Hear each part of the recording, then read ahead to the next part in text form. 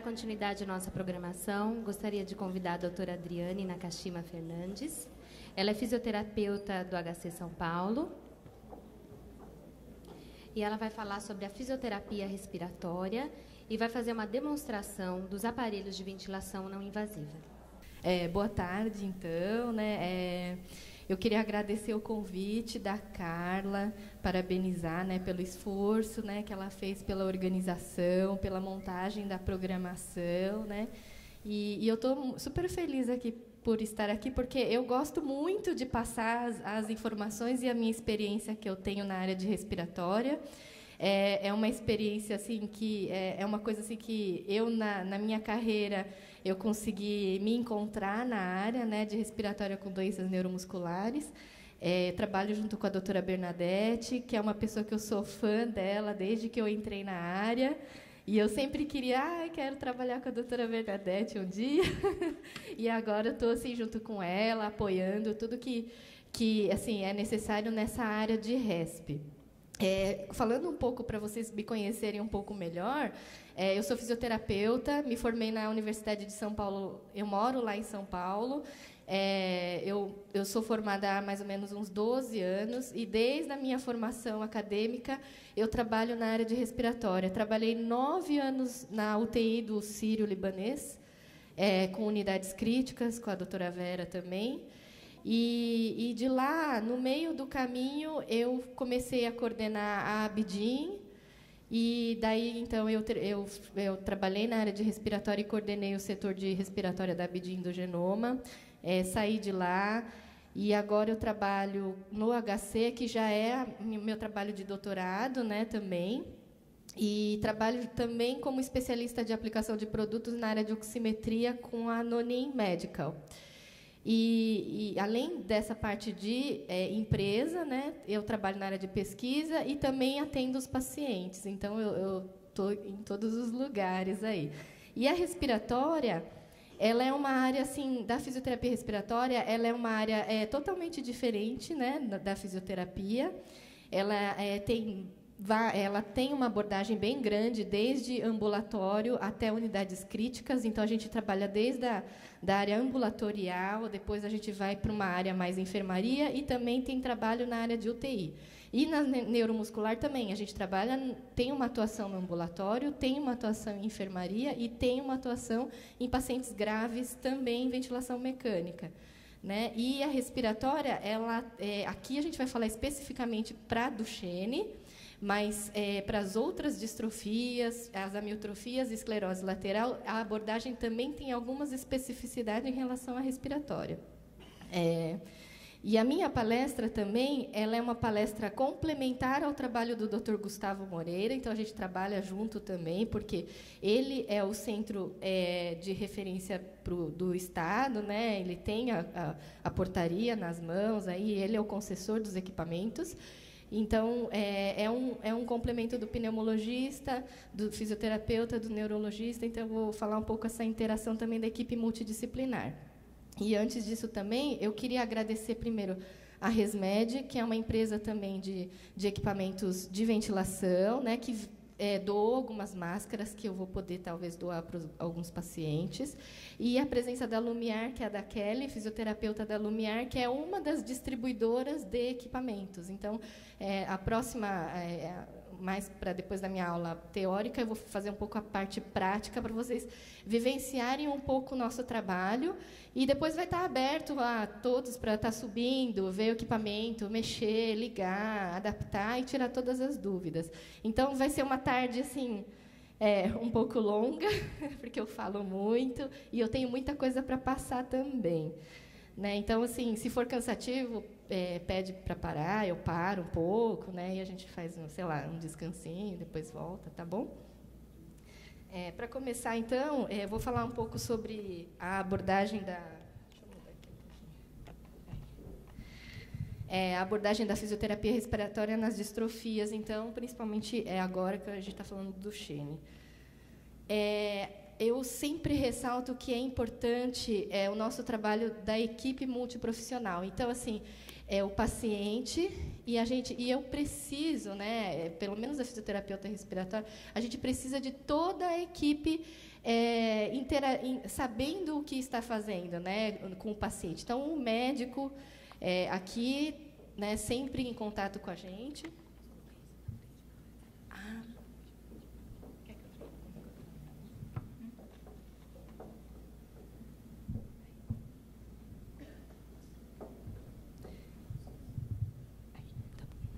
Então, assim, sempre eu ressalto assim que a equipe ela tem que estar assim sabendo e consciente de como que está sendo trabalhado, né, o paciente. E o fisioterapeuta respiratório aqui ele depende da fisioterapia motora, depende também da TO, depende dessa parte, né, pedagógica, educacional, do bem-estar dele também, da terapia aquática, a gente depende bastante também, da assistência social. Então, assim, é uma área que a gente fala, nossa, a respiratória é isolada. Não é.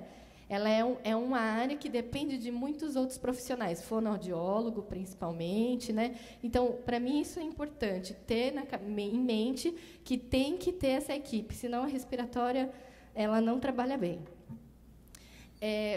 Eu gosto muito de começar com esse gráfico aqui, porque isso acabou mudando um pouco a história da evolução, né, da doença, né, da história natural da doença, né, porque com o advento da ventilação, né, então a partir do momento que os pacientes tiveram uma oportunidade de serem ventilados, né, o aparelho respiratório dá o suporte respiratório, é que a sobrevida melhorou.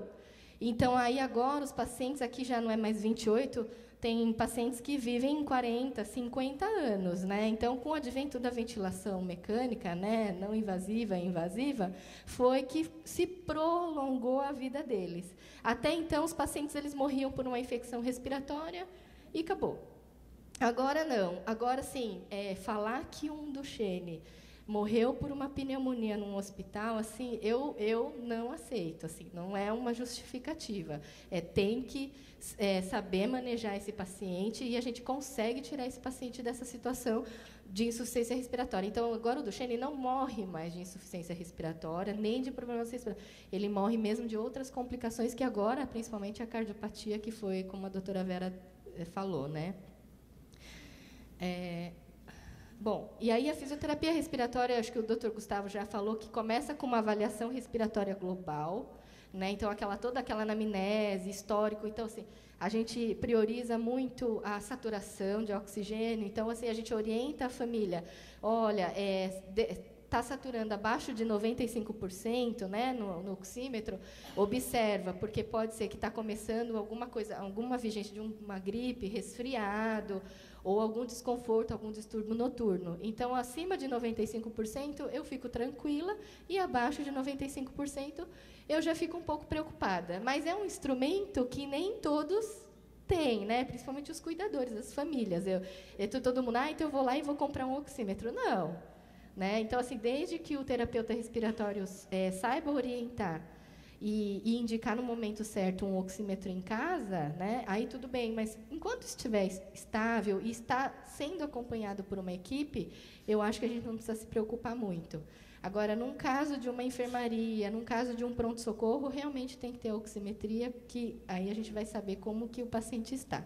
E fora todo o exame físico, né, que é de sinais de desconforto respiratório, cianose, fala entrecortada, né, batimento de asa de nariz. Então, todos esses sintomas, o fisioterapeuta, além de ter que saber, tem que saber passar para o cuidador, para o pai, para a mãe, até para o fisioterapeuta motor, da aquática, quais os sintomas de desconforto respiratório e o que você pode fazer caso aconteça, né, esse tipo de coisa. Então, a avaliação, a anamnese é importante. É importante também a conformação torácica, observar a musculatura torácica, então, intercostal, trofismo intercostal, trabalho diafragmático, a musculatura acessória, como está a funcionalidade de membro superior. Para mim é super importante, porque o membro superior também é uma musculatura que ajuda na respiração.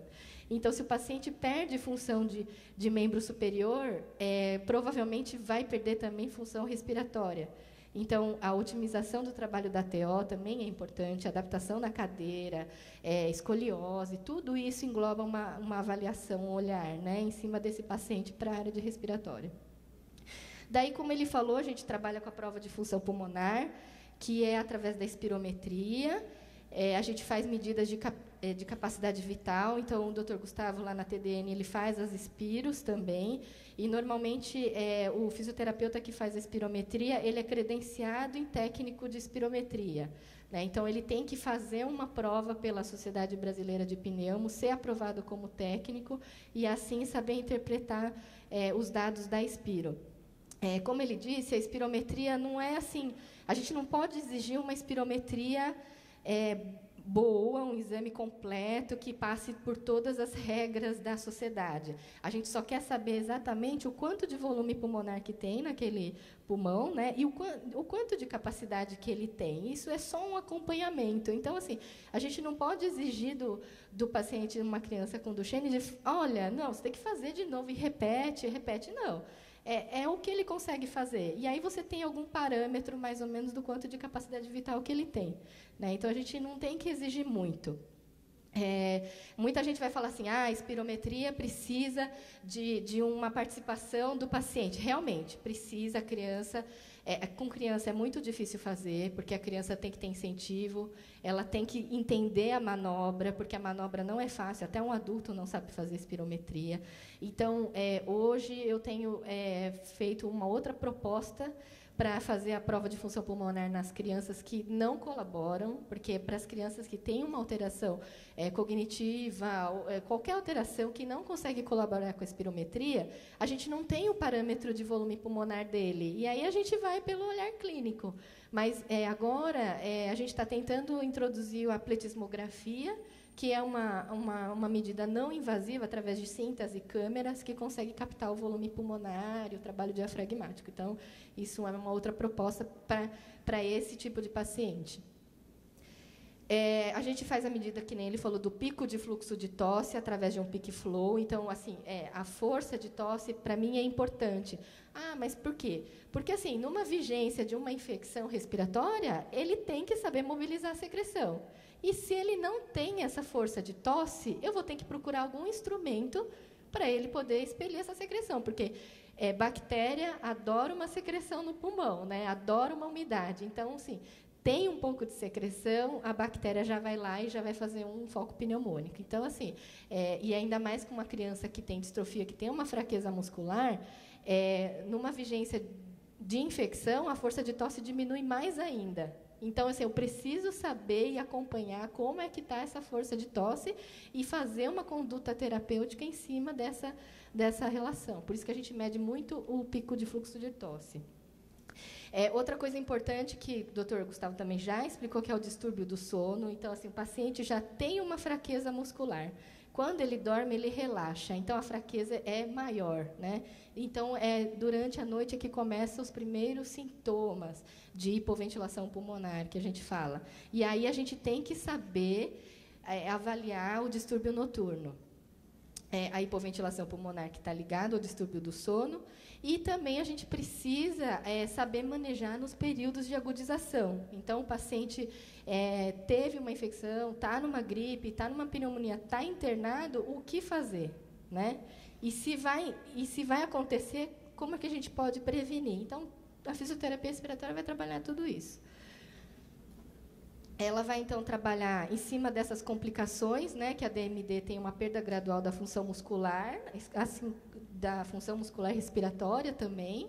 Ela tem perda do alongamento e da força muscular respiratória, diminuição da força de tosse, diminui, então, a ventilação, tem predisposição a pneumonias e as atelectasias, a insuficiência ventilatória durante o sono, ventilatória durante o dia, porque aí a doença vai evoluindo, e aí o distúrbio ventilatório começa a aparecer durante o dia, o paciente vai precisar usar o número de horas durante o dia, até 24 horas. E aí, aqui, a gente precisa lembrar que o paciente ele não tem alteração de parênquima pulmonar. Então, a não ser que me fale assim, olha, ele tem Duchenne, mas ele é asmático. Ele é Duchenne, ele tem bronquite. Ele é Duchenne, mas também tem fibrose. Então, aí sim, ele tem alteração de parênquima pulmonar com alteração de fluxo de vias aéreas.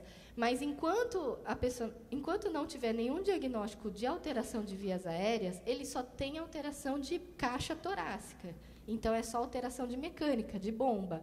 Então, a gente precisa objetivar o tratamento em cima dessa bomba, e não tanto em cima das trocas gasosas, porque as trocas gasosas no alvéolo, que é o alvéolo que faz a troca de oxigênio e gás carbônico, isso está normal, né? A difusão, para mim, está normal. Até falar que ele tem asma ou bronquite. Agora, a musculatura que envolve a caixa torácica, que faz com que o pulmão expanda e que ocorra a troca, é que está alterada. Então, aí é que você vai trabalhar em cima dessa musculatura da caixa torácica. Deixa eu ver aqui. Bom, aí a prevenção, então, continua sendo a avaliação de respiratória de rotina, que também é espirometria aqui, tem o pico de fluxo de tosse, né, através do peak flow. Aí eu vou acabar repetindo, né, todo o exame. E as recomendações. Então, assim, quais as recomendações? A área de respiratória, ela é uma área que muda muito, né? Então, a gente tem muito consenso na pneumologia. Só que, ultimamente, o consenso não tem se atualizado ainda, né? O último consenso que a gente usa é do American Thoracic Society, que é do ATS 2004, que tem um consenso da parte de Duchenne, mas isso precisa ser revisto, e a gente tem se reunido aí, nós respiratórios da área americana, europeia, que tem uma outra linha, mas também é parecido. A gente tem discutido para um novo consenso e novas abordagens. Mas, por enquanto, a gente vai usar o ATS 2004, né, que saiu mesmo, que as recomendações através dos cuidados multidisciplinares, imunizações regulares, as vacinas, os cuidados respiratórios e as visitas especializadas. O consenso diz que é 2 vezes por ano, após o início da cadeira de rodas e a diminuição da capacidade vital para 80% do predito, ou a partir dos 12 anos. Crianças menores de 4 a 6 anos, eles pedem para fazer uma visita na área de respiratória 1 vez por ano, para avaliação, e as visitas a cada 3, 6 meses, com acompanhamento contínuo para os pacientes que necessitam de assistência ventilatória e higiene brônquica. Então, pacientes dependentes de não invasiva e pacientes que têm uma infecção recorrente, as visitas têm que ser mais fechadas. Agora, as crianças que são pré-clínicas, né, e até a cadeira de rodas, é só um acompanhamento mais espaçado, né, porque também a espirometria eles não vão colaborar, mas a gente trabalha mais a parte clínica, observação clínica, e a partir de uma certa idade que ele tem um amadurecimento para fazer a espirometria, fazer o pico de fluxo de tosse, aí a gente vai acompanhando um pouco a cada 4 meses, a cada 3 meses, né? Essa é a recomendação da ATS. E também no caso de cirurgias. Então, no caso de cirurgias, até cirurgias simples, ortopédicas, e cirurgias mais complexas de coluna, também tem que entrar a avaliação da fisioterapia respiratória. Por quê? Porque a fisio vai fazer a avaliação pré-cirúrgica, vai fazer a orientação durante a cirurgia e a extubação na UTI, e vai fazer também uma abordagem pós-cirurgia. Né? Então, saiu da cirurgia, foi para a UTI, a fisioterapia respiratória tem uma abordagem. Aí, no intraoperatório também tem, e no pré-operatório também tem, né? De fazer, de manter ele bem, sem infecções, para poder ir para a cirurgia. Então, também antes das cirurgias é recomendado. Avaliação da função então respiratória de rotina CVF. Aqui está escrito CIM, porque tem alguns pacientes que o que se fala, né? Que a CIM é a capacidade de insuflação máxima. Então, é a capacidade que o pulmão tem acima da CVF. Então, a CVF, a gente inspira, e aí a gente enche o pulmão e solta todo o ar, e a gente sabe a nossa capacidade vital. A CIM, ela é acima, então, o quanto que ele ganha acima dessa capacidade. Né? Então, muitos pacientes com fraqueza muscular, ele inspira, E aí você vê, você fala assim, não, entra mais ar aí nesse pulmão, mas ele precisa de uma ajudinha. Então, aí a gente dá uma ajudinha com ambu ou com pressão positiva e ele vai empilhando mais ar e a gente consegue ver essa diferença. Essa diferença é a CIM, que é a capacidade de insuflação. Isso é muito legal porque você consegue ter um feedback do tratamento. Olha, ele ganhou uma CIM fazendo o ambu todo dia, né? Então, é uma coisa assim, o quanto que o músculo consegue trabalhar acima ainda da capacidade vital. Então, isso é legal também. Tem o pico de fluxo de tosse que eu já expliquei, então, que a gente mede, aí eu vou falar mais para frente sobre algumas medidas. A PI e PE, que a gente faz com um manuvacuômetro, força, mas ainda não existe muitos trabalhos em relação à força muscular respiratória e o que a gente vai fazer com essas medidas de PI e PE, né? A gente sabe que é fraco, que tem uma fraqueza muscular, mas assim, ainda a gente não sabe correlacionar exatamente aonde que a gente vai usar a PI e PE, para indicação de não invasiva, só para monitorar fraqueza. Então, ainda não tem muito isso na literatura. Oximetria noturna, principalmente oximetria com oxímetro de pulso, né, que tem a memória. Por quê? Numa situação que a gente não tem condições de fazer a polissonografia, ou às vezes a polissonografia demora muito, e a gente quer saber logo e precisa indicar a ventilação não invasiva, a gente acaba fazendo um exame de oximetria noturna. Né? Então, a gente consegue ver as dessaturações durante a noite do paciente. E isso pode me dar algumas informações em relação à apneia, que provavelmente pode estar fazendo apneia, pode estar fazendo hipoventilação. Então, os níveis de oxigênio durante a noite que fica caindo muito, e a gente tem alguns critérios para ver esse exame, é importante, porque a gente pode já indicar não invasiva só com oximetria noturna e esperar a polissonografia para quando conseguir uma vaga, né? Então, a Oxy tem ajudado bastante. É simples, o aparelho é só colocar no dedo e dormir, e aí depois ele grava tudo e você vê um relatório. Então, é uma coisa que é de fácil acesso. Verificar bem assim, os sintomas de hipoventilação pulmonar, que o Dr. Gustavo também já explicou, que eu vou falar aqui no próximo. E as medidas de gás carbônico. Então, assim, hoje tem se discutido muito a medida de capnografia. Então, assim, distúrbio ventilatório, né, a gente só consegue ter certeza quando a gente mede os níveis de gás carbônico. O gás carbônico é que vai me dar a melhor informação de que a fraqueza tá assim, grave.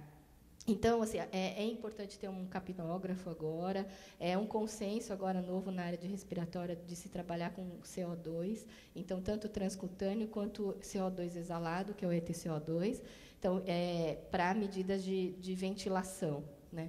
Não é só o oxímetro que vai me dar. Então, a capnografia pode estar alterada também e a gente precisa mexer com a capno. Na avaliação do sono, tem algumas alterações aqui que são sintomas, né?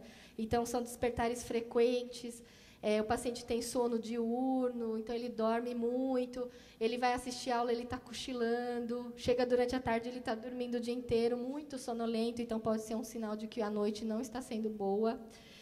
Cefaleia matinal, né? Então ele acorda com dor de cabeça, por quê? Porque durante a noite ele ficou retendo gás carbônico, e aí o CO2 está lá no alto de manhã.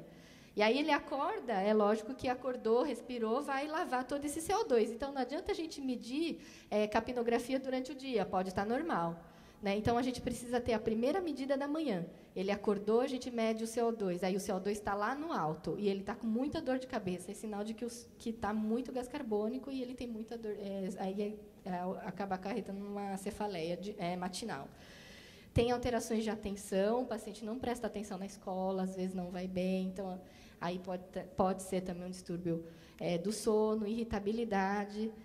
E aqui os exames de oximetria. Aqui são todos os equipamentos que existem no mercado, né? E o software também, sensores, capnógrafos. Então, tem oxímetro na mesa, tem oxímetro de dedo pequenininho, tem oxímetro de pulso, né? Então, tem várias coisas no mercado que você consegue abordar o paciente. E o estudo do sono também, ou você pode fazer uma polissonografia convencional, com equipamentos avançados, né, polissonígrafos avançados que tem aí no mercado, ou até portáteis, né, pequenininhos que tem aqui. Então, esse aqui é um exame do sono convencional que você faz num laboratório de sono, né, que tem o Embla, o Elis e tal.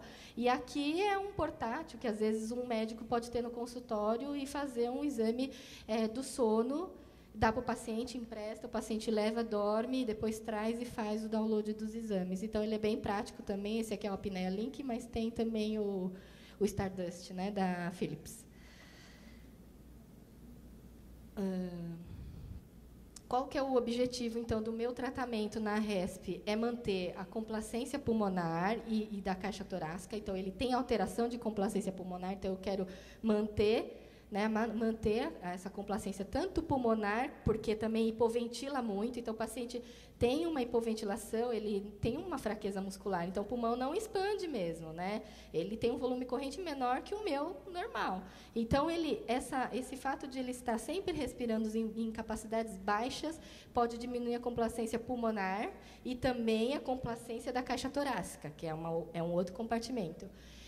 Eu vou trabalhar em cima do auxílio da musculatura inspiratória. Então, tem alguns exercícios que vai trabalhar em cima dessa musculatura.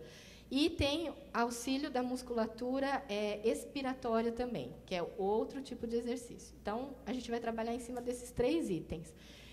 Para manter a complacência pulmonar e da caixa torácica, eu vou trabalhar com incentivadores. Aí vai me perguntar, né? O Respiron. Eu uso muito o Respiron, Triflo, aquelas 3 bolinhas. É legal? Pode usar, mas não tem benefício nenhum, porque o Triflo é para paciente que tem asma e bronquite. Então, para pacientes que têm alterações de vias aéreas, é trabalhar fluxo. E eu não quero trabalhar fluxo, eu quero trabalhar volume com esse paciente. Então, o ideal é um incentivador a volume, que é o Voldyne, o DHD, que aí tem uma foto aí. Nessa fase mais pré-clínica, né, onde a espirometria e a capacidade vital é perto do normal. Então, são crianças pequenas que você quer incentivar a atividade respiratória, né? Porque, assim, o que eu falo é o seguinte, que a gente sempre tem que entrar no momento correto da fase da doença. Então, não adianta eu chegar aqui e uma mãe que acabou de receber um diagnóstico de Duchenne, e eu chegar e falar assim, olha, aqui você vai ter que usar o ambu, depois você vai usar a ventilação, depois... tem o seu momento certo, né? E, assim, a cadeira de rodas você vai usar... Não, cada um tem o seu trabalho, o seu espaço, e tem o momento certo. E eu não posso falar que ele vai usar o ambu, que ele vai usar a ventilação. Eu não posso falar. Eu só posso falar no momento que ele vai precisar. Então, assim, numa fase pré-clínica, eu exijo pouco das crianças, porque as crianças elas têm que frequentar a escola, elas têm que fazer outras atividades, tem a fisiomotora, que é muito importante, a fisioterapia aquática. Então, eu tento deixar as crianças trabalharem um outro lado, e eu deixo a respiratória, que eu sei que é um pouco chata, um pouco mais para frente. Mas, para quem pode, e a criança faz, e incentiva muito, é as atividades lúdicas, né? Soprar bolinha, puxar, encher a bexiga, isso pode fazer, né? Mas uma das coisas que pode ajudar é o incentivador a volume, que tem uns desenhos assim, e tem o volume de ar que você faz, e a criança puxa, se empolga. Então, isso é interessante, e trabalha bem o volume pulmonar. Eu indico muito a fisioterapia aquática na fase pré-clínica, porque a fisioaquática vai trabalhar resistência, né, em diversos níveis, né, que as meninas até vão explicar. Trabalha o fluxo respiratório, controle respiratório na água, né, sopra, puxa. Então, isso para mim é importante, a criança saber o que é soprar, o que é puxar, porque é uma confusão, né? Porque a gente também, adulto, também não sabe o que é soprar, puxa pela boca, sopra. Então, é legal a criança já se adaptando à realidade das provas de função pulmonar. Então, sempre você tem um olhar com o objetivo que você tem. Eu quero que ele saiba fazer a espirometria numa certa idade. Então, vamos começar a trabalhar controle de fluxo, puxa pela boca, solta, né, pela boca, puxa pelo nariz, porque assim ele vai aprendendo e, quem sabe, ele vai conseguir fazer melhor a espirometria. Então, a gente trabalha em cima disso. E a fisioaquática, eu acho que é uma atividade muito legal, completa, e eu acabo indicando, né? E o air stacking, que é uma técnica de empilhamento de ar com ambu. Aqui eu escrevi com ambu, mas pode ser com coffee assist, pode ser com respirador a volume. Então, o paciente vai empilhar volumes de ar, né, em 3, 4 fases, para tentar fazer um alongamento da musculatura e também aumentar um pouco mais essa capacidade pulmonar, abrir a telectasias, e manter, né, essa função pulmonar. Então, aí a gente trabalha complacência tanto pulmonar quanto complacência torácica. E a respiração glossofaríngea, que o Dr. Gustavo já explicou, que é a respiração do sapo, que eu vou falar um pouquinho mais para frente. Então, aqui está os incentivadores a volume. Aqui eu coloquei vários modelos e um xizinho aqui no respirou, porque, assim, se tem, tudo bem, pode fazer, não vai fazer mal nenhum. Mas, se você quer realmente trabalhar bem o paciente, eu indicaria esses incentivadores a volume. E lembrando sempre que a fisioterapia respiratória, às vezes, é muito mecânico, né? E a gente esquece um pouco da nossa mão. Então, é importante o alongamento de toda a musculatura acessória, membro superior, né? Estimulação tátil também de intercostais, diafragma. Então, toda a nossa cinesioterapia, né, da nossa formação, é importante também, eu não estou jogando fora. Então, assim, a gente tem que otimizar a nossa profissão, né? A mão, né? Então, a gente tem a nossa mão. E o respiratório não perdeu essa mão, tem a mão também, né? Então, tem que trabalhar com mão também, não é só equipamento. A fisioterapia aquática, que eu acho que vai ser abordada aí mais para frente, o air stacking, que a gente faz com ambu e a gente vai poder fazer na prática, que é um exercício de empilhamento de ar. E aqui a respiração glossofaríngea, né, que é uma respiração muito difícil de fazer. Na minha opinião, assim, a gente ainda não sabe exatamente quando indicar a glossofaríngea. Todo mundo fala assim, eu já vou indicar a glosso junto com o ambu.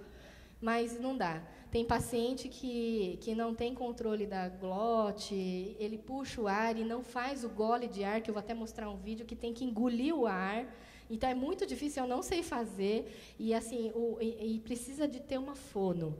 Para mim, a fono é muito importante, a fono sempre trabalhando junto comigo, sabe?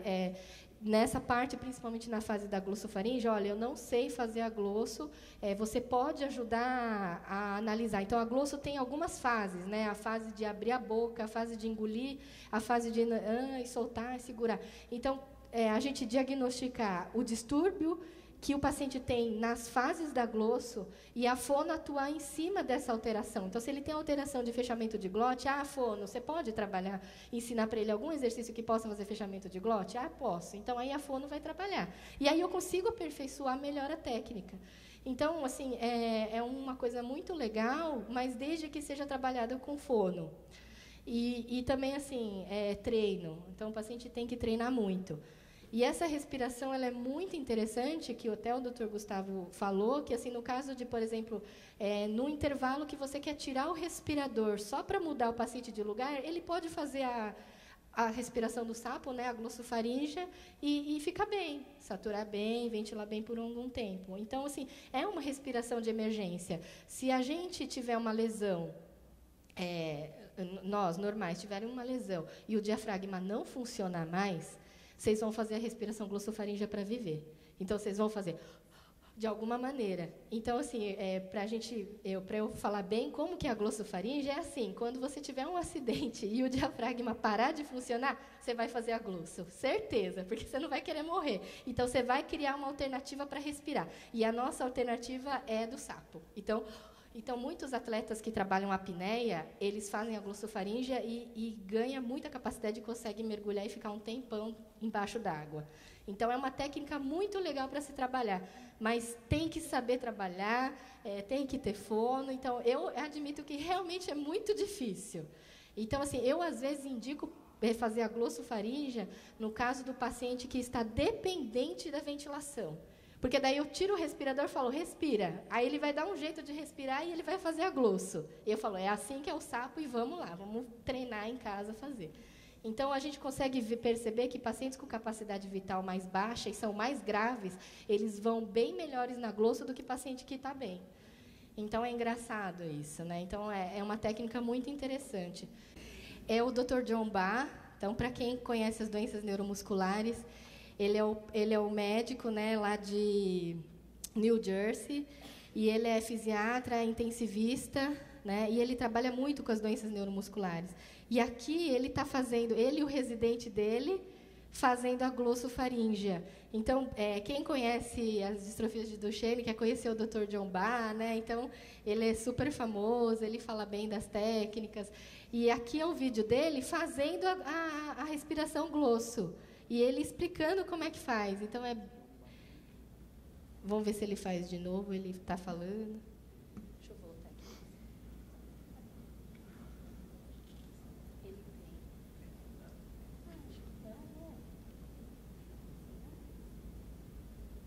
fala inglês, né? Ó, eu vou tentar ligar de novo.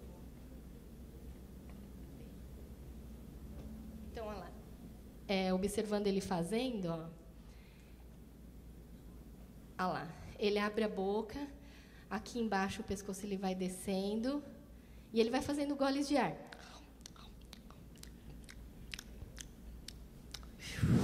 Então, ele vai empilhando, né? vai dando... E ele pede para o residente dele fazer, e todos os residentes dele têm que saber fazer. Ele é terrível.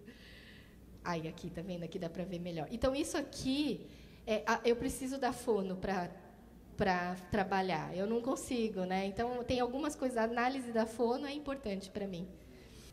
Então, é uma respiração, né? Ela tenta engolir para manter a respiração. E tem paciente que faz a glosso para cantar, faz a glosso para aumentar a capacidade pulmonar, para comer, para falar mais alto, para gritar. Então, é uma técnica muito interessante. Continuando, então, eu vou ter que voltar para lá, né? Vou falar um pouco do auxílio da musculatura expiratória. Então, tudo que eu falei agora a gente já fez complacência torácica, complacência pulmonar, exercícios para musculatura inspiratória e agora auxílio da musculatura expiratória. A musculatura expiratória, ela não desenvolve fluxo adequado para a expulsão das secreções. Então, nesse caso, o músculo expiratório não está conseguindo trabalhar, não está conseguindo gerar fluxo para mobilizar a secreção. Então, aí a gente tem que trabalhar em cima disso. O pico de fluxo de tosse. Então, agora vem as medidas, né? O pico de fluxo de tosse para uma pessoa normal, que a gente tosse, tem acima de 320 litros por minuto, né? Normalmente, no caso de 200, a gente considera 270 litros por minuto nas crianças normais ou mesmo num pré-clínico de Duchenne. Abaixo de 270, então aí vai estar um intermediário. Então, um pico de fluxo de tosse entre 160 a 270 litros por minuto é uma tosse pouco eficaz. Então, ele tosse, mas é uma tosse meio fraca. Ele faz assim. Então, ele consegue mobilizar a secreção ou não. Então, aí vai ter uma intervenção em cima dessa faixa. E abaixo de 160 litros por minuto é uma tosse fraca, é uma tosse ineficaz. Então, o paciente não consegue tossir, você fala, tosse, e não mobiliza nada. Então, aí precisa de uma assistência mecânica à tosse, que é onde entra o Cough Assist. Lembrando que esses valores, eles podem piorar no estado gripal. Então, pode ser que o paciente, no seu consultório, ele está numa avaliação normal, ele fala, nossa, ele está com um pico de fluxo de tosse de 180. Aí você fala, nossa, ele está no meio, ele sabe tossir, mobiliza, ele está bem. Agora, pegou uma infecção respiratória, pegou uma gripe, você mede o PFT vai estar 150. Então, aí ele vai para uma outra faixa. Então, a gente precisa lembrar que, quando ele está bem, ele está numa faixa. Quando ele fica ruim, ele vai baixar. E aí, a intervenção vai ser outra. Então, em cima desses valores, é que a gente vai fazer trabalhar a musculatura expiratória. Então, numa medida do PFT, e também numa medida de PFT assistida, que eles falam, que medir o pico de fluxo de tosse, que eu vou até mostrar, depois da técnica do AirStack. Então, ele faz... E tosse. E também, tossir sem fazer o empilhamento é diferente. Então, quando você faz o empilhamento, quando você dá volume de ar para o paciente, ele tem mais ar para gerar fluxo. Então, ele vai... e aí ele vai conseguir soltar a secreção. Então, você tem que trabalhar a musculatura inspiratória para ele poder ganhar, e aí ele poder gerar, com esse volume de ar, gerar um fluxo expiratório. Então, tudo isso é muito dependente, né? Então, e a PFT assistida, fazer prensa abdominal, que até o Dr. Gustavo tinha uma foto antiga de prensas abdominais, que eu também tenho algumas fotos, que você fazendo a prensa abdominal, existem estudos científicos que com a prensa abdominal o fluxo de tosse é maior e o paciente consegue mobilizar mais secreção. E quando você não dá prensa, o fluxo é menor. Então, a gente orienta muitos cuidadores a fazer o ambu e ajudar ele a tossir. Então, você empurra o abdômen em direção ao tórax e em direção a mobilizar a secreção para as vias aéreas. Então, é uma tosse assistida. Então, tem os tipos de auxílio, né, que pode ser tanto manual, através do air stacking com ambu, e a prensa abdominal, ou no tórax, também você pode fazer a prensa, e o auxílio mecânico. O auxílio mecânico é o aparelho que está aqui, que é o Coffee Assist. Então, numa situação de um pico de fluxo de tosse muito baixo, que é uma tosse ineficaz, você entra com o Coffee Assist. Agora, numa fase que ele está bem, com um pico de fluxo de tosse um pouco mais alto, só o air stacking ou a prensa abdominal já vai mobilizar a secreção. Então, aí você não precisa ficar pedindo Coffee Assist numa situação dessas, né? Que já é um aparelho caro, já é difícil de achar. Então, você tendo uma técnica manual, fica mais fácil. Agora, realmente, quando é numa situação que está numa UTI, numa insuficiência respiratória grave, o paciente não consegue mobilizar a secreção e você tem que aspirar muito, a possibilidade é você ter o Coffee Assist, que é um aparelho de assistência tosse mecânica não invasiva, e que ele é bem efetivo, né? O auxílio, então, manual é através de ambu. Então, existem diversos modelos, né? A gente fala que é um ressuscitador manual mesmo, mas aqui, para os pacientes, a gente usa como exercício. Ele vai fazer o empilhamento de ar com ambu. Ele pode ser também obtido através da respiração glossofaríngea também, né? O air stacking. Então, você pode estaquear fazendo a glosso. Pode também estaquear usando respiradores a volume. Então, você põe na modalidade volumétrica e vai jogando volume de ar e o paciente vai prendendo volumes de ar do aparelho. E também você pode fazer no Coffee Assist só com a inspiração. Então, fazendo a modalidade manual e você vai jogando o ar do coffee e ele vai empilhando o ar. Então, também é um air stacking. Aqui é um exemplo, né, é uma orientação de auxílio de prensa abdominal. Então, pode ser ou por trás, na cadeira, ou pela frente para cima. Aqui tem as fotos de alguns aparelhos de auxílio à tosse. No Brasil, a gente só tem o Coffee Assist. Então, assim, no Brasil, a gente tem um sério problema, que é a Anvisa, que a gente depende muito do registro dos equipamentos, né? E o único que tem aqui no Brasil é o Coffee Assist da Philips Respironics, que hoje a Respironics foi comprada pela Philips, e a Philips comprou a Emerson, que, na verdade, quem produz o Coffee Assist, quem produziu foi a Emerson. A Emerson foi comprada pela Respironics e a Respironics foi comprada agora pela Philips. Então, aí a Philips que trouxe o equipamento. O equipamento é caro ainda, mas é o único que tem aqui no Brasil, a Anvisa liberou. Os outros, esse aqui é o Pegaso, que é o equipamento italiano, mas eu não acabo indicando, porque ele faz auto-PIP e aí o paciente vai enchendo de ar e pode dar barotrauma. E esse aqui é um equipamento novo que é em inglês, que é o Clearway, que está na Europa, nos Estados Unidos, e está tentando entrar no Brasil. E é um equipamento bem interessante, porque, além de ele ter a modalidade do Coffee Assist, ele tem modalidade de ventilação. Então, você já automaticamente pode ventilar o paciente e fazer o Coffee Assist num equipamento. Você não precisa ter 2 Coffee Assist e respirador. Então, e também ele tem outras modalidades de manejo para mobilizar a secreção mecanicamente. Então, eu acho que ele funciona bem legal nesses pacientes. E tem esse Athena, que saiu agora na Europa, também é um ventilador com assistência mecânica à tosse. Esse é um vídeo que a Respironics me cedeu, né, que mostra como é que funciona o Coffee Assist. Então, o Coffee Assist, ele é um aparelho que vocês vão ver que é através de uma máscara, mas pode ser via traqueostomia, paciente entubado. Aqui é não invasiva por máscara. Você vai colocar, aqui tem a paciente com secreção. Ele vai dar uma pressão positiva, enchendo o ar, e depois ele vai fazer a negativa, mobilizando essa secreção. Tá? Então, ele vai encher, ó, ele está enchendo com uma pressão positiva até de 40 a 45, e depois ele vai fazer uma negativa até de menos 45. E aí ele vai mobilizando a secreção. Então, esse é o objetivo do COF. Então, aqui, voltando um pouquinho, falando um pouco do COF Assist, então, ele é um equipamento bem interessante. As pessoas ficam com medo, principalmente pessoas que trabalham na área de respiratória com asma e com DPOC, tem medo de usar o COF porque eles falam que a pressão positiva é muito alta, de 45, 50, e aí pode fazer hiperdistensão pulmonar e depois fazer uma pressão negativa, pode fazer telectasia, mas o COF Assist não faz, né? Existem estudos também já comprovados que ele não faz hiperdistensão e nem a telectasia, mas a gente não sabe exatamente como e não consegue visualizar o que o COF está fazendo, então essa é uma outra proposta de estudo também. E não causa, dificilmente tem barotrauma. Porque, assim, para você fazer uma tosse, você precisa de muito volume pulmonar e muita pressão. Então, você tem que inspirar fundo e fazer uma força para tossir. Então, não adianta ser um aparelho que vai fazer uma tossezinha, uma cosquinha. Então, tem que ser altas pressões. Então, você tem que jogar um pico de fluxo inspiratório alto e para poder gerar um volume grande e gerar uma velocidade, né, para mobilizar a secreção. Lembrando que o COF Assist ele é um aparelho que mobiliza as secreções de vias aéreas mais altas.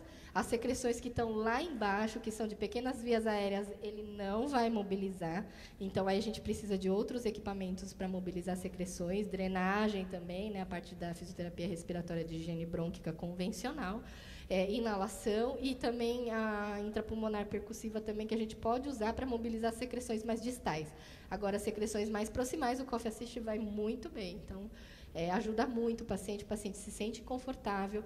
É um equipamento não invasivo, você não precisa ficar aspirando toda hora, passando aquela sonda, né, toda hora. Você pode fazer o COF Assist e mobilizar a secreção tranquilamente para esses pacientes.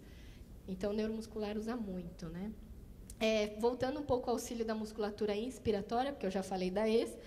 A inspiratória é através da ventilação não invasiva, né? Ventilação por pressão positiva. E aqui tem 2 desenhos que é através da ventilação por pressão negativa. Então, só para lembrar um pouco a história da ventilação mecânica, ela surgiu, né? A ventilação mecânica se iniciou com o advento desse pulmão de aço, né? No caso da epidemia da polio, né? Então, teve a epidemia da polio, e aí como é que vai fazer? Então, aí começavam a colocar os pacientes nesse pulmão de aço para ventilar negativamente. E aí foi que começou a história da ventilação mecânica com o Dr. Carlos Carvalho, né, no Brasil, aí foi que começou. E aí, assim, eu posso dizer ainda que existe paciente nos Estados Unidos, até no Hospital das Clínicas, eu acho que tem, né, paciente no pulmão de aço.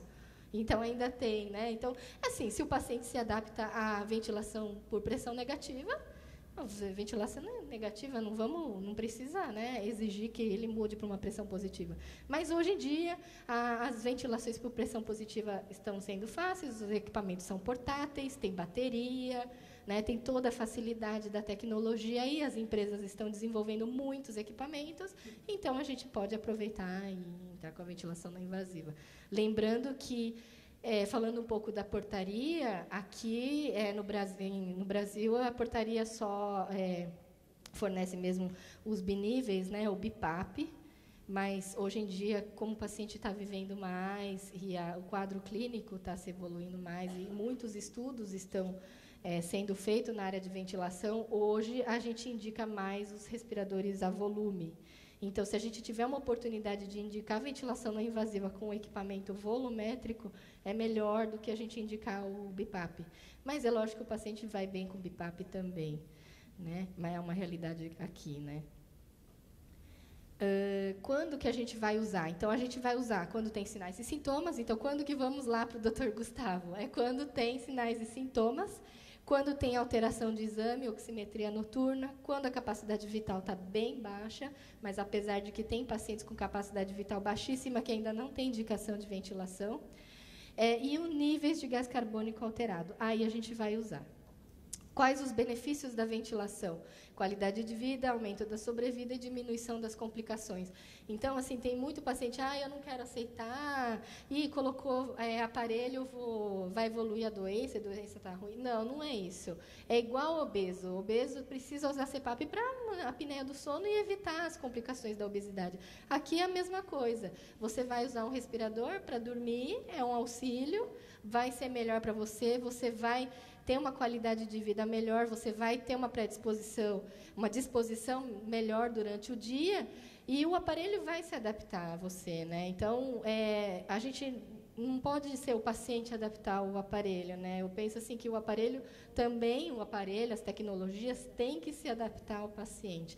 Então, assim, a adaptação da não invasiva é um trabalho muito cansativo, né? É muito difícil.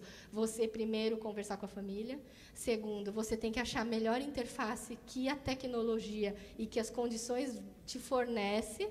Né? Então, máscaras nasais, tem milhões de máscaras que vocês vão ver aqui, mas nem sempre é o ideal, mas a gente tenta achar a melhor máscara possível e melhor parâmetros ventilatórios também, que tenha conforto, que dê melhor trocas gasosas, que dê exames e oximetrias normais. Então, assim, o trabalho da ventilação não invasiva é muito cansativa, porque não é só o paciente, você tem que orientar a família tem que saber manejar, o fisioterapeuta também tem que saber acompanhar, porque não é só você colocar a ventilação não invasiva e vai embora que você já está com o aparelho. Você tem que dar seguimento, você tem que acompanhar o paciente na ventilação. Então, assim, o paciente oscila, o paciente muda, o paciente infecta, e aí sempre tem que mudar os parâmetros ventilatórios. Às vezes o paciente faz escara nasal, aí você tem que trocar a interface. Então, assim, o sucesso da não invasiva depende de um trabalho muito grande do fisioterapeuta. Se o paciente não se adapta à não invasiva, é porque alguma conduta sua está errada. Porque ele tem que conseguir se adaptar e a tecnologia também tem que se adaptar ao paciente, né? Então, é importante, né, o sucesso da não invasiva. Então, tem os equipamentos aqui que vocês podem ver, que depois a gente pode mostrar melhor. As interfaces, então, a gente tem as faces, né, o nariz de cada um é diferente, o rosto é diferente, o gosto é diferente. Hoje em dia, os meninos falam que quer uma máscara mais bonitinha, um azul, então... Tudo para o conforto do paciente, porque é um aparelho que ele vai usar durante a noite continuamente, e quando usa durante o dia, ele vai estar convivendo com isso. Então, tem que ser uma máscara bem confortável, que ele goste, né? Então, assim, às vezes tem paciente que tem 2, 3, 4 máscaras de não invasiva, porque ele vai trocando conforme a necessidade, conforme o conforto, né? Então, tem máscara nasal, máscara facial, tem essas de nariz só. Então, assim, isso vai depender muito da clínica, porque tem paciente que não tem indicação para usar prong nasal, e também pelo conforto do paciente. Então, é muito difícil, né? Aqui é uma ventilação por peça bucal, então, muitos vão, às vezes, escutar por aí que existe alguns pacientes neuromusculares que ventilam por peça bucal. Então, é uma oportunidade de estar livre, né, o nariz, a boca, e só estar com um cachimbo e respirar pela boca mesmo. Então, ele tem um controle. Isso aqui também eu preciso da fono. Né? A fono tem que estar comigo na hora de começar a adaptar bucal, ventilação, porque ele tem que ter sincronia com o equipamento, ele tem que ter fechamento da boca, a prensa, e aí a fono também tem que trabalhar comigo em cima, né? E esses são os aparelhos volumétricos, que são os aparelhos que é o ideal agora, hoje em dia, né? Tem o Trilogy, o VS3, pacientes com a doença mais avançada, a gente acaba indicando esses 2 equipamentos, até esses também, mas mais esses 2 que tem no mercado, né? Que vocês têm a oportunidade de ver hoje aqui. Eu já estou quase acabando. Uma outra situação que a fisioterapeuta trabalha é na área de emergências. Então, na área de emergências, a gente precisa saber os sinais e sintomas de insuficiência respiratória, se ele está descorado, se ele está taquidispineico, se ele tem cianose, se ele refere falta de ar ou dor torácica. Eu já falo assim, não, leva para o pronto-socorro. É lógico que tem que ter pronto-socorro, que tem que ter uma equipe treinada, que saiba trabalhar com as doenças neuromusculares e não chegar lá e pôr o oxigênio, e aí melhorou, e aí o paciente tem uma parada respiratória, vai para a UTI, entuba, faz a tráqueo, Então, aí faz tudo errar, aí é uma bagunça. Mas, de qualquer maneira, numa situação dessas, a gente tem que procurar um médico, né? O que não deve ser realizado é altas concentrações de oxigênio. Então, assim, muita gente me pergunta assim, não pode pôr oxigênio de jeito nenhum. Não, não é isso. No caso de, por exemplo, uma insuficiência respiratória por uma pneumonia, é lógico que o foco pneumônico está alterando os alvéolos e está alterando a troca gasosa. Então, você pode ofertar oxigênio, só que desde que ele esteja ventilando. Então, se ele está no respirador, na ventilação não invasiva, e ele tem um suporte mecânico, e você quer melhorar a troca, você pode ofertar o oxigênio. Está em ventilação mecânica? Pode dar FiO2. Agora, não dá o oxigênio puro. Ele dessaturou. Por quê? Porque se ele dessaturou, não é porque faliu a troca. Na verdade, a bomba está falida. Então, você tem que dar auxílio mecânico e não auxílio para troca. Se você dá oxigênio, o organismo vai olhar e falar assim, nossa, eu tenho muito oxigênio, então eu vou parar de respirar. Para que eu vou ter que respirar se o oxigênio está lá, está sendo ofertado? Então, aí o paciente faz uma parada respiratória. E aí todo mundo fala, nossa, o que aconteceu? O que aconteceu é que você deu oxigênio, o organismo viu que tem oxigênio, para que vai respirar? Vai fazer uma parada respiratória. Então, saber quando utilizar o oxigênio, né?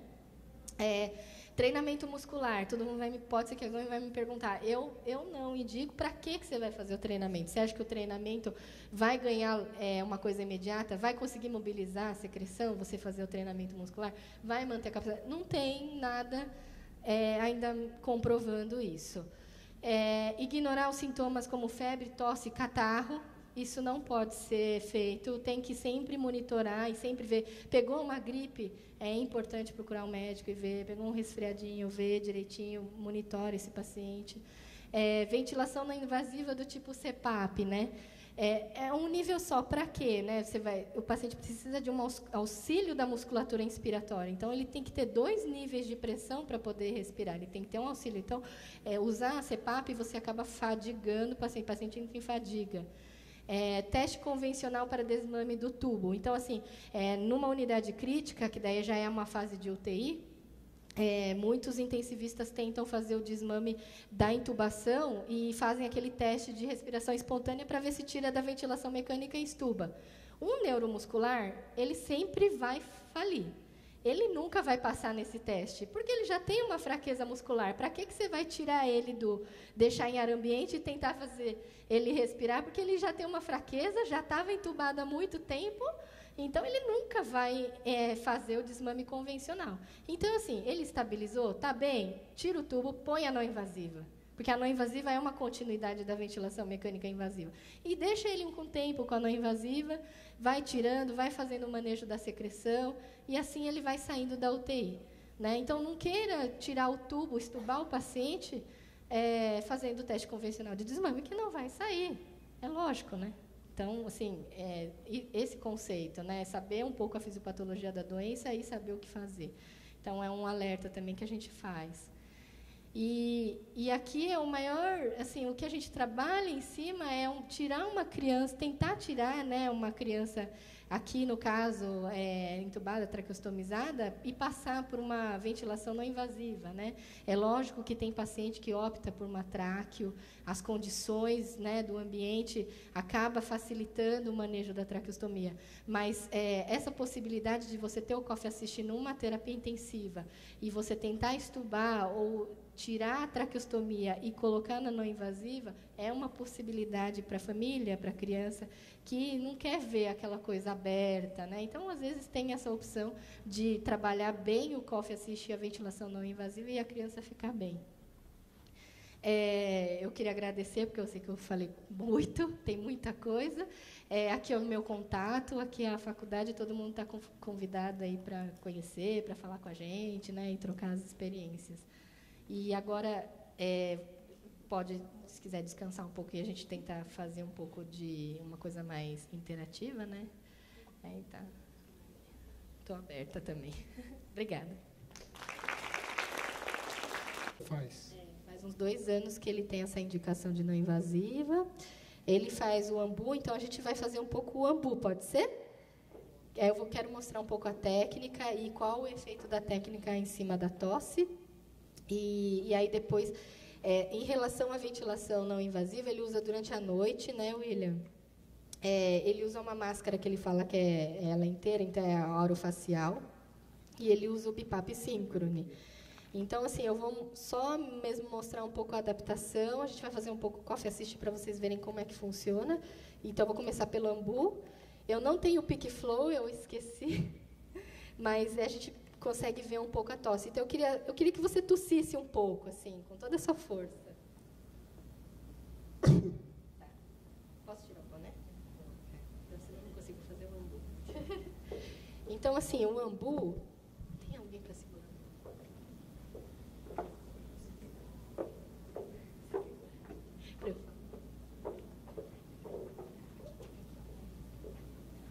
Então, na verdade, eu vou fazer o empilhamento. O terapeuta, o comando verbal, ele é importante. Então, assim, o fisioterapeuta ou o cuidador, ele tem que fazer o comando verbal, porque ele tem que escutar e acompanhar a técnica. Senão, você não consegue sincronizar, tá certo? Então, William, eu vou pedir para você puxar o ar, eu vou jogar o ar aqui do Ambu, você vai segurar. Daí você vai puxar a segunda sem soltar a primeira. Então, você vai fazer... E vai segurar 6 segundos e soltar. Tá bom? Então, isso é um exercício que a gente orienta. O ideal é fazer 3 vezes por dia, 10 séries. Né? 3 empilhamentos, você pode segurar de 6 a 10 segundos. Aí isso vai depender da repercussão da cardio. Então, se o paciente e faz uma apneia e de repente fala que sente tontura, que vai desmaiar, então aí não é ideal você fazer a pausa. Então aí você pede para soltar o ar. E aí esse exercício você tem que fazer a longo prazo. Qual que é a indicação? Quando o paciente tem uma capacidade vital de 80%, eu já indico para fazer o Ambu. O Miguel e o John Bá também, a partir de 80%, mas muitos centros internacionais, às vezes a gente também no HC, a gente acaba recebendo o paciente já, né, numa fase mais avançada da CV. Então, já com 50%, 60%, daí eu já coloco o Ambu. Mas o ideal é a gente já começar com o Ambu a partir de 80%, tá bom? Então, vamos lá? Vamos lá. Puxa o ar, segura, puxa, segura, puxa. Segura, dá mais um, puxa, segura o ar, segura, não solta o ar. E solta. Aí, tá? Ele ainda não faz muito Ambu, né, William? Então, assim, ele ainda, você vê que ainda solta o ar, ele tem que segurar, tem que empilhar. E o fisioterapeuta, até a pessoa que está fazendo, sente uma resistência quando chega na capacidade, que é a CIM. Então, ele, além da capacidade vital, ele ainda ganha um pouco mais. Então, o Ambu ajuda, né? Vamos tentar de novo? Agora com a tosse. Então, assim, isso é para o exercício. Agora, o paciente faz de conta que ele está secretivo. Então, aí você pode fazer o Ambu também. Né? E aí ele vai mobilizar a secreção. Então, tosse uma vez para mim. Você põe para ele tossir? Tosse de novo. Tá, beleza. Agora você vai fazer o Ambu e aí ele vai tossir, tá? Vamos lá. Enche o ar. Segura, segura. Não solta. Não solta, William. Não solta. Segura. Agora tosse. Então, assim, a tosse fica mais forte. Né? Então, vamos ver sem o microfone. Tosse de novo. Tá, agora vamos fazer um... Vai lá. Puxa o ar. Puxa. Segura. Puxa o ar. Segura o ar. Segura. Não solta, William. Não solta. Segura. Tosse. Então, ele ainda tem um certo, assim, uma dificuldade para controlar o ar dentro do pulmão. Então, ele acaba soltando. Então, o fisioterapeuta tem que ter o olho de ele não ter escape de ar. Porque quando ele não tem escape, ele consegue fazer uma tosse forte e soltar bem o ar. Né? Tá bom? Agora, o coffee, né? Vamos ligar.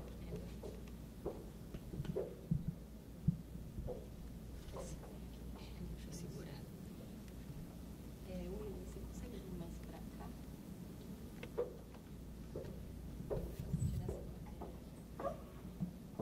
Esse daqui, esse aparelho aqui, ó, dá pra ver?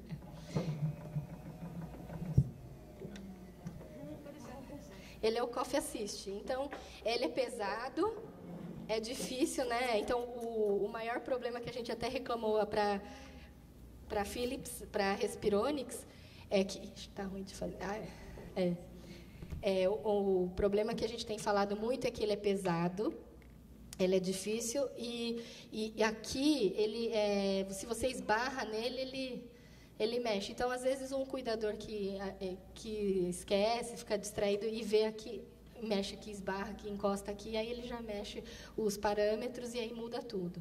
Então, o que eu faço sempre, que às vezes até dou uma dica, é colocar um adesivo com uma flechinha. E assim o cuidador consegue parametrizar.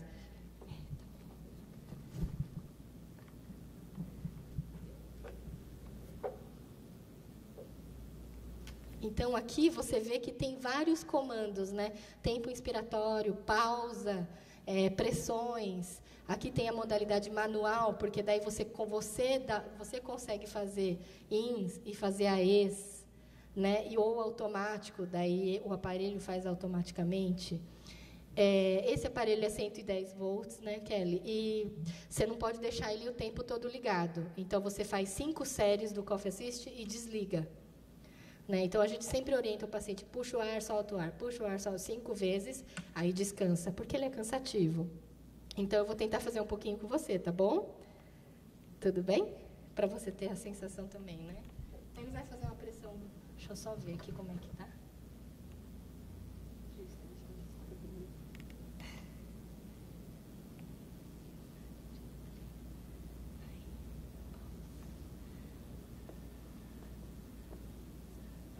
Aqui você pode dar fluxo turbulento ou fluxo mais laminar, né? E normalmente a gente dá um fluxo mais turbulento, mas tem situações que a gente quer dar um laminar, né? E aí, bom, eu vou ter que ficar um pouco na frente, tudo bem? Uma coisa que a gente precisa prestar atenção é no relógio. Então, quando o relógio zera, ele não está com pressão. Então, é o momento que você coloca a máscara no rosto do paciente. Porque se você colocar no rosto do paciente quando ele está fazendo a pressão, é muito desconfortável. E quando faz a pressão negativa, é pior ainda. Então, se vocês tiverem a oportunidade de testar e ver como é que é o coffee, é bem interessante. Ele parece um desentupidor mesmo. Ele faz uma pressão negativa. Deixa eu ligar ele aqui.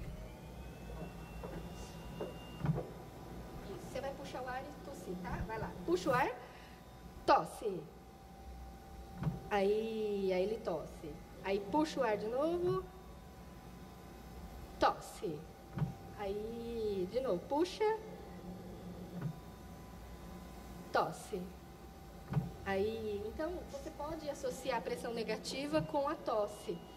E aí, desliga o aparelho. Então, você vai fazer 5 séries. Tudo bem, William? O que você sentiu? Um pouco ruim. Por quê? Não sei, puxa muito. Puxa.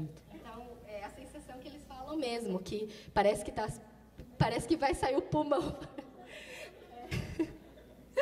Né? E ele nunca fez, e ele falou, o que é isso, Adriane? Eu nunca vi. Então, assim, para ele, que já usa o aparelho, ventilação, e numa vigência de uma infecção, como ele não faz o AMPU, então ele corre o risco de ter uma infecção e não saber manejar a secreção.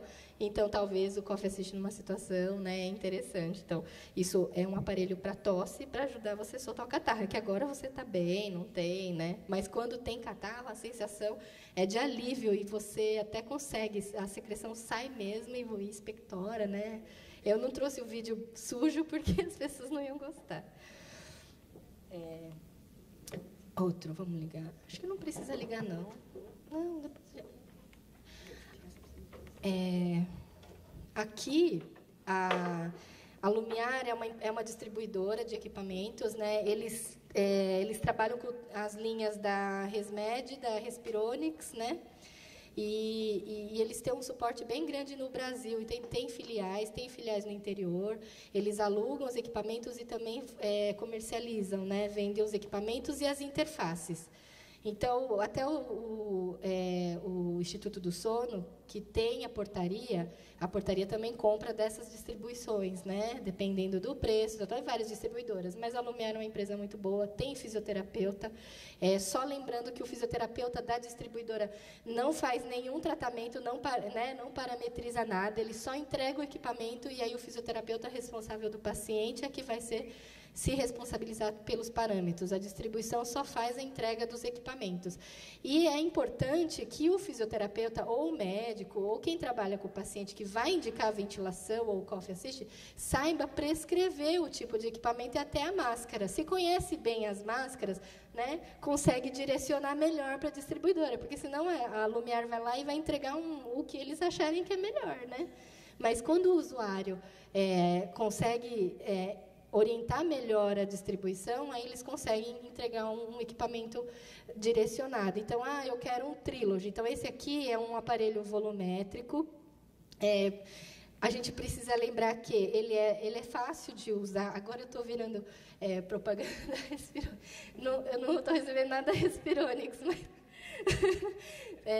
mas enfim, algumas vantagens. Primeiro, a gente tem que lembrar que quando o paciente usa respirador contínuo ou quando ele começa a usar durante o dia, ele precisa de uma adaptação na cadeira de rodas. Então, a TO, agora eu trabalho com a TO, é de fazer a cadeira de rodas e também fazer uma possibilidade de uma bandeja.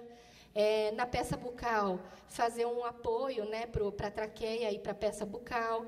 Então, eu trabalho muito com a TO também em relação a como colocar o respirador na cadeira de rodas do paciente e a bateria, porque a portaria só me dá o síncrone, e esse síncrone não tem bateria, né?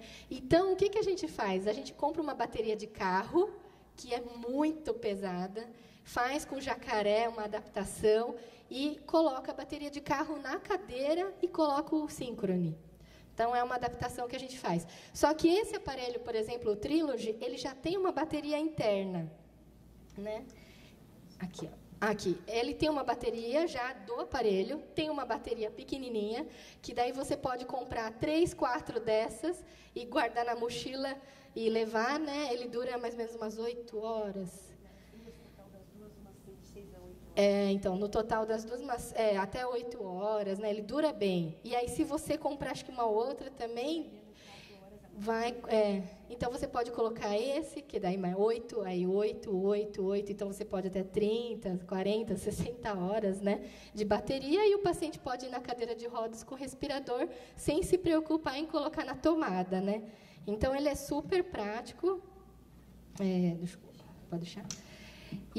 E é leve também, não é tão pesado em relação aos outros. Tem uma mochila, né, que vem da Respironics também, que ele facilita. Então, assim, esse aparelho, ele foi, na verdade, desenvolvido para doenças neuromusculares mesmo. Então, muitos os profissionais que trabalham na área que opinaram em relação ao desenvolvimento do produto. Então, assim, as empresas procuram muito a gente, assim, que trabalha com a parte clínica. Então, o Miguel, que trabalha em Portugal, a gente que trabalha aqui no Brasil, o Dr. Gustavo, eles procuram muito para aperfeiçoar um melhor equipamento para as doenças. Então, esse Trilogy foi desenvolvido para a doença neuromuscular, né? Tem esse aqui, que é o Synchrony, que é o aparelho que é dado pela portaria. Em relação a esse aqui tem outras modalidades, tem volumétrico, pressórico, e dá para fazer peça bucal. Esse já não, então esse é binível, e é pressórico e vai a pressão de 30. Esse aqui vai até pressão de 60. Então, essa é a diferença também. E também pode usar tanto traqueia dupla quanto a única, né? Esse aqui é o da ResMed. A ResMed é uma empresa americana também, que é muito boa na área de sono e também trabalha com respiradores para essa área neuromuscular. O VPAP, que é compatível ao Synchrony, então ele compete, mas a portaria dá o Synchrony, mas também tem a opção de dar o VPAP STA. E esse aqui é o QuickNav também, não? É o QuickNav, e que tem um ResLink também, né? Então, esse aparelho é muito interessante porque ele tem um módulo de oximetria. Então, ele acopla o módulo de oxi e ele te dá um relatório de ventilação e junto com a oximetria. Então, você sabe exatamente por que o paciente desaturou. Se ele desaturou porque a máscara vazou, então, aí você mexe na máscara, ou se ele desaturou porque teve algum problema clínico. Então, é muito interessante você ter a monitorização junto com os dados do respirador. Então, essa é a tendência agora de melhor ventilar o paciente. O Synchrony não tem.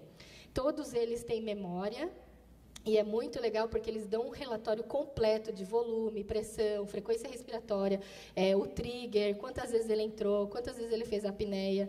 Então, eles têm um programa super, né, avançado e é uma ferramenta muito boa para quem trabalha com os pacientes. E esse daqui é o VS3, também da ResMed, que ele vai competir com o Trilogy. Então, ele também é levinho, tem bateria, né? E ele tem outras modalidades ventilatórias, PSVS, ACV, PSVT, né? Então, ele tem outras sincronias. E a ResMed, eu acho que é muito legal também, porque eles trabalham com tempo inspiratório mínimo e máximo. Então, ele não causa tanto desconforto, porque o paciente inspira e o aparelho vai jogando ar, e aí o paciente quer expirar, ele briga e o aparelho joga o ar, então não tem uma sincronia, né? Então, a proposta deles é ter um tempo inspiratório mínimo e um máximo para poder quebrar esse fluxo de ar e o paciente poder expirar e sincronizar. Então, a ResMed tem uma proposta muito interessante e tem um outro equipamento que mais para frente vai entrar, que é a ventilação alveolar, né? O Stellar e tal, que eles são... que agora, hoje em dia, a gente se discute muito ventilação alveolar, né? Atingir o alvéolo, ventilar melhor, então tem outras modalidades. E junto de tudo isso, desses equipamentos, é trabalhado as interfaces. Então, é legal vocês virem aqui, conhecerem as máscaras que tem, né? Máscara facial, que é a boca e nariz, que é o que o William está usando, né, William? Tem essa máscara nasal também, que também é confortável. Tem outras máscaras que é no Total Face, né, que é a Performax aqui, que é do rosto inteiro, que às vezes evita, né, descansa um pouco a escara, a pressão nasal. Mas hoje em dia as máscaras são muito boas, né, e elas duram, têm uma durabilidade. Tem a Prong que eu tenho aqui também, que aí depois vocês podem ver que é só dentro do nariz. Ah, tá aqui. Que ele é super prático, muitos pacientes com Duchenne, eles gostam muito, e eu até estava propondo para o William ver se tem a possibilidade de trocar, mas lá no sono tem também, né? Então, aí você consegue falar, você consegue comer, né? Então, proporcionar, dá a possibilidade, né? Assim, o paciente pode ver e tem a oportunidade de ter tudo isso em mãos. Então, hoje é bem acessível, né? A portaria também fornece as máscaras, então é bem interessante, tem ajuste na testa. Então, eu acho que a gente não pode depender dos equipamentos, mas é interessante que a gente saiba e conheça os equipamentos, né? Porque, às vezes, eu acabo indicando ventilação não invasiva e a prefeitura manda equipamento de apneia do sono, né, BiPAP automático. E aí, BiPAP automático não vai ventilar neuromuscular. Então, aí tem que devolver o equipamento e pedir a troca. Então, esses equipamentos que eu tenho mostrado aqui são os principais que é utilizado para neuromuscular. Os outros, que é para apneia do sono, automático, BiPAP, SV, não é para neuromuscular. Né? Então, eu acho que é legal a gente aproveitar a oportunidade que a Lumiar tem dado para a gente, né, de trazer e conhecer os equipamentos, porque assim, quando tem alguma indicação, vem um paciente com aparelho, a gente já sabe que é esse mesmo. Eu acho que é isso, né, Kelly? Né? O oxímetro é aqueles que eu mostrei, eu trouxe uns aí, depois eu posso mostrar, mas eu acho que é legal todo mundo vir aqui, né, tirar as dúvidas comigo, mexer no equipamento, tirar a dúvida com a Kelly, eu acho que é importante, né? Tá bom? Obrigada. Obrigada, William.